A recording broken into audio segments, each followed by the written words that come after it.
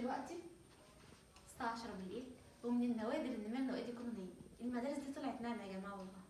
انا واحدة من الناس كنت بكسل الصحيان بدري، بس لما جربت وشفت اللي بتعمل فيها في الاجازة، ياه دي المدارس دي نعمة كده وروقان. عملت لي كوباية شاي بس، رجعت تاني كتب الكراسات تنتشر في البيت. شوف كده يا بابا الترابيزة دي الشنط رجعت عليها تاني والكتب تاني، وانا عملت من تاني المكتب عشان المس لما تيجي تديهم الدرس. طبعا كتب الكراسات بدأت تاني تنتشر في كل مكان. عملت بقى كده كوباية شاي حلوة قلت اشربها، وكان عندي غسيل اقدر ان انا انشره الصبح، بس بما ان الجو رايق كده وهو جميل خلينا ننشره ونرجع كده مع بعض نشوف هنعمل ايه. خليكم معايا بالتفصيل هوريكم يومي بيكون عامل ازاي. بلكونه بالليل روقان، هوا ريحته ربيع، عارفين جو جميل. ربيع مين؟ الجو ريحته ربيع يا جماعه مش ربيع بني ادم، الجو ريحته ربيع. كنت ناشره كده شويه حاجات، خليكينا بس كده يا بوبي حطها في الكنبه دي وننشر بقى ونتكلم كده ايه معاكم. جو بقى ايه؟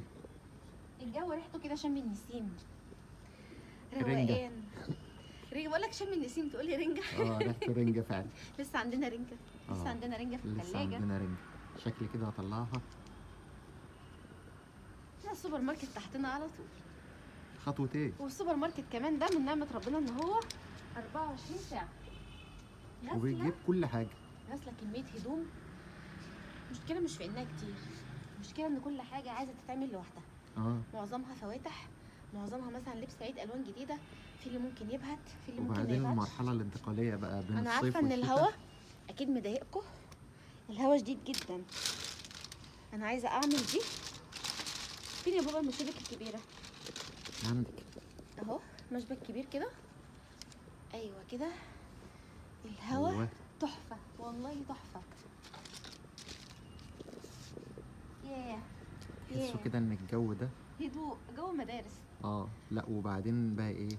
جو كحك وشاي وبسكوت بيقول لك ايه، قريت بوست كده على العهد يا رجاله، طول ما في كحك وبسكوت في البيت احنا اجازه يعني انا بيتهيألي الكحك والبسكوت ده مكمل معايا لحد العيد الكبير. انتوا عارفين ان ميرنا واياد من دلوقتي بيقولوا ايه؟ هناخد اجازه بكره، يعني هنروح بكره، مش مصدقين يعني. لا دي كارثه دي، مش مصدقين ان خلاص بكره مدرسه وهننام بدري. لا دي مشكله كبيره والله. وشنط وكراسات هتغيبونا كام يوم في الاسبوع؟ ولانش بوكس، وهتغيبونا قد ايه وفي مفاوضات. وشم النسيم امتى يا ماما عشان نغيب؟ وفي اجازات ايه يا ماما؟ وعارفين الاجازات طبعا والعطلات الرسميه. اسدال ميرنا بنتي، القطعه اللي تحت الاسدال. انت عارف ان انت كنت ناسي تسقي الزرع؟ والله العظيم، وسقيته النهارده واحط له ميه ويشرب ولا كأني بحط له حاجه، كان عطشان. انا اللي نسيته بصراحه. هو مهمتي عشان برضو ما اظلمكش يعني، بس انا شغل العيد يا جماعه انتوا عارفين بقى ست البيت بس يعني بدأ على فكره ما شاء الله بدأ يكبر كده اهو. واضح دلوقتي ولا نبقى نجيبه بالنهار؟ واضح اهو. في هنا حاجات على فكره منبته اهي ما شاء الله جميله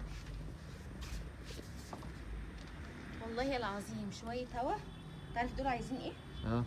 كوبايتين شاي تاني، ايوه، وكرسيين بقى الناحيه التانيه، ايوه، لب والتسالي بتاعت العيد دي، واقعد انا وانت.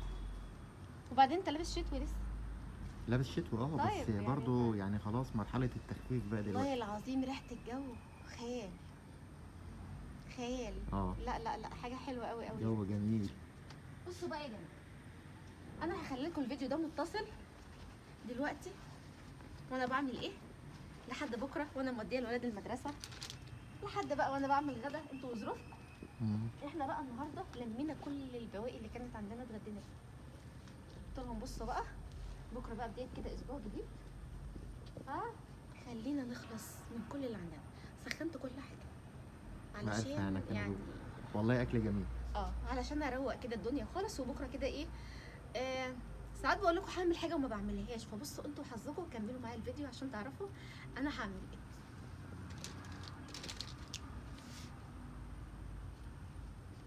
ماشي يا بابا.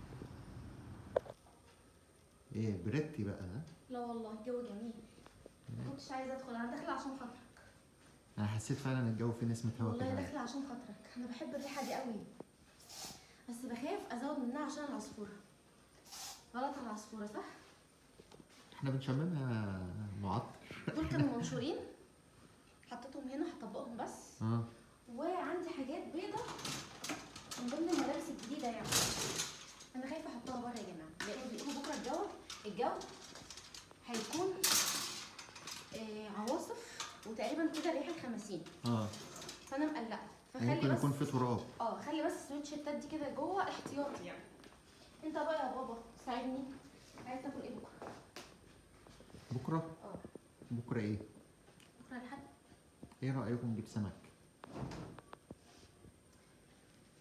انت بتقول كده وبترجع تغير رايك. اطبخ ايه؟ قول لي اي حاجه، مش انا يا جماعه مشاهداتكم. اطبخ ايه؟ قول لي اي حاجه. لا لا لا، انا عايزه اخد منك كده ايه الاوكي قدامهم. والله انا بفكر في سمك. سمك ايه بقى؟ مقلي ولا مشوي؟ مقلي. انا خايفه احط ده بره بصراحه، الجو دلوقتي هوا جدا ومش مضمون. انا حطيت بره كده الغوامق والحاجات اللي ما يتخافش عليها، انما دي كانت حاجات العيد بتاعت الاولاد، فانا اقلق بصراحه كده ايه، خليها هنا اضمن يعني. اي شويه هوا. ميرنا عايزه كابوريا. كابوريا؟ والكابوريا سالنا السماك ما خبيش عليكم، قال لنا عشان العيد الصغير دايما ده بيبقى عيد الاسماك، الاسماك رافعه قوي. يعني الكابوريا اللي هي عاديه كانت ابسط حاجه مبالغ في سعرها شويه. وصل كام؟ وصلت 350. 350. متخيلين؟ كابوريا مش جمبري، 350. ده غير ان كل المطاعم لماها من السوق، يعني مش متوفره اساسا. يعني انا حتى لو عايزاها 350 مش متوفره. هي لو متوفره حتى ب 350 انا بتهيألي اجيب جمبري احسن. انا اجيب جمبري احسن. بصراحه يعني هي ادمان، لكن مش بالسعر ده يا جماعه. انا والله كنت مصوره لكم وانا في مارينا دلتا، كنت جايبه كابوريا لو تفتكروا، لو ترجعوا كده للفيديوهات. كنت عامله سفرة اسماك حلوه. تخيل كنت جايبه كيلو كابوريا بكام؟ ب 60 جنيه. والله العظيم ب 60 جنيه. انا بجيبها حاليا ب 150 و 160 من ديكيرنس، بس انا كنت جايباها من بلطيم، من سوق بلطيم الاساسي ب 60 جنيه، وكانت مبطرخه وكانت حكايه.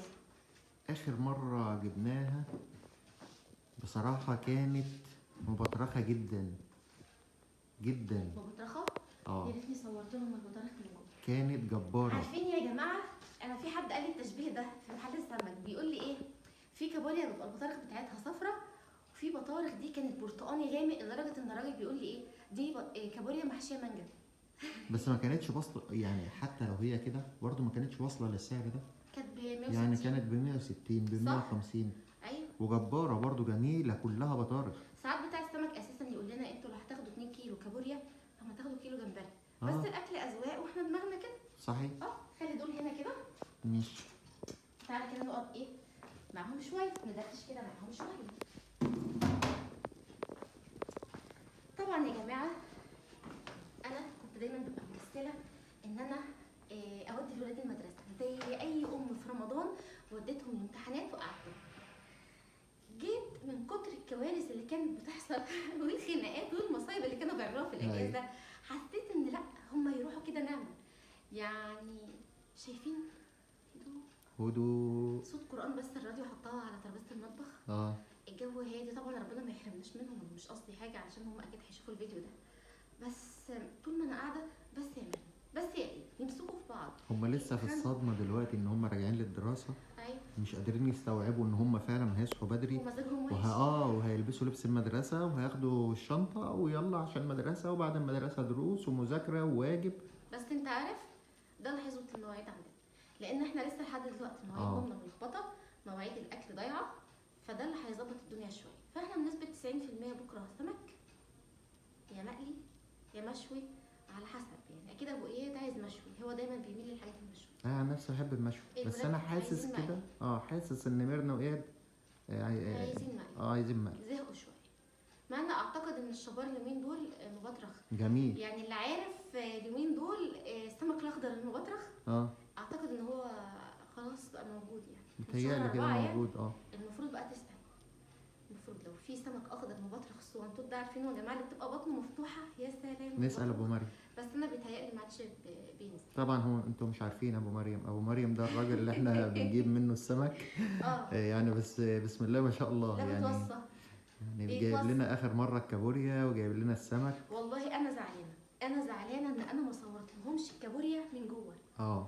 والله مش بطارخ عاديه، البطروخ كبير جدا ومش لونه اصفر، لونه برتقاني غامق ومش بيخلص. عارفين انتوا هي الكابوريا كلها عباره عن بطروخ. ان شاء الله تجيلنا تاني واصور لكم تاني وانا قاعده كده اسقز معاكم ان شاء الله. ونسيبكم بقى لحد هنا، واروح بقى انا وابو اياد نشوف كده هنعمل ايه، نكمل بقيه السهره ازاي. اكيد جوه عندنا جوه في الاوضه شاشه تانية غير دي، اكيد بقى نقعد كده قدامها شويه ونعمل شاي تاني ولا نسكافيه. طب معاك ايه؟ شاي. انت رايح جاي قهوه؟ لا معلش بقى المره دي شاي. ونشوفكم ان شاء الله بكره الصبح وانا منزله ولاد المدرسه، ونشوف كده يومنا هيكون عامل ازاي. السلام عليكم. وعليكم السلام ورحمه الله وبركاته. انا شاكه في الحساب. ليه؟ مش عارفه، انا الولاد برضو راميين حاجتهم. لا مش عارفه، انا شاكه ان الحساب فيه حاجه غلط. ليه؟ هو الراجل جاب لك الجرجير اهو حلو. هيتغسل ويتنقع بقى كده في شويه خل الاول. ايوه. احنا وصينا على سمك تنظيف وما لقيناش، بيقول السمك قليل جدا في السوق، فجبنا بوري. تخيل الحساب كان كام تحت؟ ايه؟ بيقولوا 360 في 2 كيلو. 360 في 2 كيلو؟ ليه بقى؟ اكيد عشان دخلت شم النسيم. لا والله. والبوري بيتاخد عشان الفسيخ. بجد؟ والله. يعني توصل للدرجه دي؟ على العموم نكلمه نساله. نكلمه نساله يا جماعه، احنا بنشاركه كل حاجه. فهتبله كده التتبيله بتاعتي، نغسل الجرجير بتاعنا ونعمل الغدا. طبعا الصبح كنا مستعجلين جدا واحنا منزلين ولاد المدرسه، والامور كانت انتوا عارفين بقى، كنا قاعدين نجري ورا بعض جري كانه اول يوم دراسه. فالولاد راحوا المدرسه ورجعوا هم راحوا الدرس وخلصوا، والسمك جايين سخن اهو. نجهز الغدا ويلا بينا نتغدى سوا. يلا. لازم الجرجير، اصل لو ما جبناش جرجير بيقولوا علينا حاجه، عيب السفره تبقى من غير جرجير. السمك ما يتاكلش من غير الجرجير. سمك بوري مشوي اتفضلوا معانا. احب قوي اعمله كده خلطه ملح ببهارات كده معينه مع عصره ليمون، على عكس تتبيله البولتي، يعني دي ليها حاجه عندي ودي ليها حاجه. والجرجير اهو ده طبعا اللي بتاع السمك قبل اي حاجه. ده قبل السمك. ده قبل السمك. مخلل بقى بتاعي انا اللي عاملاه، رز ابيض. ابو اياد لازم بصل بخل وليمون وبهارات وحركات طبعا. والولاد للاسف رجعوا من الدرس ناموا، فبقى لنا حوالي ساعتين بنصحي فيهم. اكتر. ولسه كده يعني كنا شباب بقى، كنا متدلعين برضو كده زيه. يلا بينا بقى ناكل. طبعا كله هنا متدلع، انا اللي بفصص لهم، بفصص للولاد، وساعات ابو اياد كمان بيبقى مكسل بفصص له. مدلعاهم اهوت يا جماعه. نتغدى بقى وبعدين نشرب كوبايه شاي كده مظبوطه، واقول لكم السلام عليكم.